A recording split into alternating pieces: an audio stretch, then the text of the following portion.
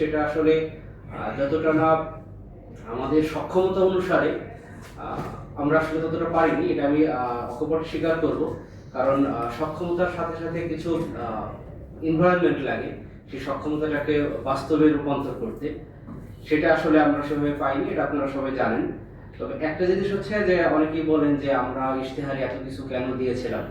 আসলে স্বপ্ন তো সবাই দেখতে ভালোবাসে, এবং আমরাও ভেবেছিলাম যে প্রশাসনের সহায়তা পাবো, বা বিশ্ববিদ্যালয়ের শিক্ষকরা তো আমাদের পিতার মতো, আমরা তাদের সন্তানের মতো, তারাই বলেন। কিন্তু তারা কতটা সন্তানসুলভ আচরণ করেন সেটা আসলে এখানে দায়িত্ব নেওয়ার পরে টের পাইছি। তো দুঃখজনক এবং একই সাথে হতাশাজনক যে আমরা যেসব ইশতেহার দিয়েছিলাম, যেসব প্রতিশ্রুতি দিয়েছিলাম, সে অনুসারে আসলে অতটা কাজ করতে পারিনি। আমি বলবো না করিনি, চেষ্টা করেছি, করতে পারিনি। তো শিক্ষার্থীদের কাছে ক্ষমা প্রার্থনা করি আমি পার্সোনালি। আর ওভারঅল ডাকসু যতটুকু যা করেছে, এটা আসলে ওই যে গত 105 বছরের ইতিহাসে আমার মনে হয় না অন্য কোনো ডাকসু এখন পর্যন্ত এইরকম শিক্ষার্থী বান্ধব কাজ করেছে।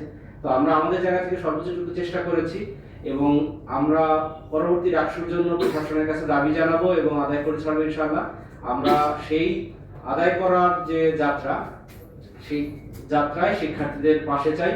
আমরা যেন পরবর্তী ডাকসু আদায় করে নিতে পারি। আমরা জানি প্রশাসন দেওয়ার ক্ষেত্রে কতটুকু আগ্রহী। তো সেই জায়গা থেকে আমাদের আদায় করে নিতে হবে, এবং পরবর্তী ডাকসুতে যারা নির্বাচিত হবে ইনশাআল্লাহ তারা এই ধরনের আয়োজন, শিক্ষার্থী বান্ধব আয়োজন, আমাদের ইতিহাস ঐতিহ্যকে ধারণ করার, লালন করার আয়োজন করে যাবেন, সেই প্রত্যাশা রাখছি।